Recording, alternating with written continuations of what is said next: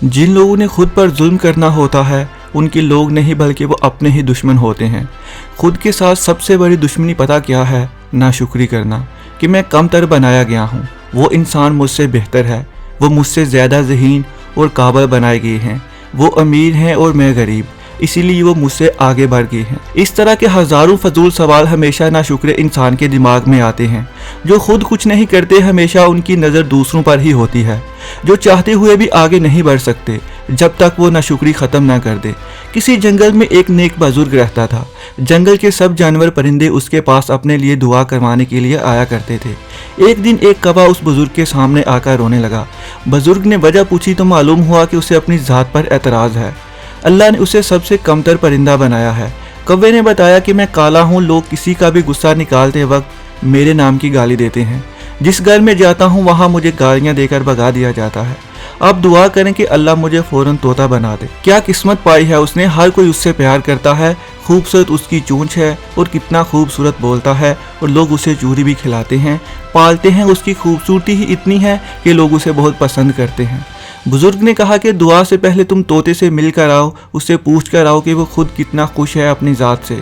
कौवा उसके पास गया, बहुत ढूंढता रहा, आखिरकार एक दरख्त पर वो अपने घोंसले में बैठा हुआ नजर आ गया। कौवे ने कहा, मैं इतनी देर से ढूंढ रहा था, आखिर तुम अपने घोंसले में मिल ही गए। तोता हंसने लगा, जंगल में हर तरफ तोते ही तोते हैं मगर तुम्हें नज़र ही नहीं आया। हमने भी क्या किस्मत पाई है, सब्ज़ी में हमारी कोई पहचान ही नहीं है, पूरा जंगल घूम लो कहीं हम नज़र ही नहीं आते। कौवा बोला कि क्या तुम खुश नहीं हो खुद से? तोता बोला, यार काश मैं मोर होता। क्या किस्मत पाई है उसने, ऐसी चाल, जब वो पंख फैलाता है लोग दीवाने हो जाते हैं, हर वक्त उसकी तस्वीरें बनाई जाती हैं, दूर से लोग उसे देखने के लिए आते हैं।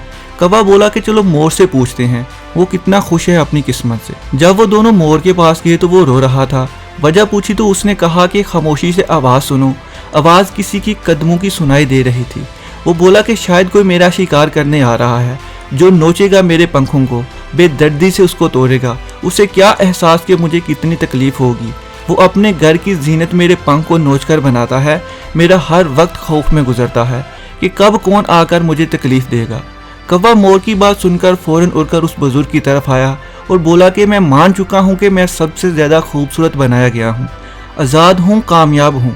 मेरे पास इतनी नेमत है कि मैं शुक्र अदा करने के लिए अल्फाज कहाँ से लाऊं। हम इंसान भी कौवे की मिसाल ही हैं, हर वक्त नाशुक्री करते हैं। जितना है उसका शुक्र अदा करके आगे बढ़ने का ख्याल ही नहीं आता। हमेशा दूसरों की दौलत को गिनने में अपना वक्त बर्बाद करते रहते हैं। कभी ये नहीं सोचते कि एक कामयाब इंसान पैदाशी ही ऐसा होता है। क्या वो पैदाशी अमीर, इज्जतदार, दौलतमंद, कामयाब बनाया गया है? नहीं, पैदाशी कोई भी ऐसा पैदा नहीं होता। हम अगर उसके पास था, उसने उसका शुक्र अदा किया और आगे बढ़ने की कोशिश की। फजूल में खुद को ज़ाया करना कभी पसंद नहीं किया।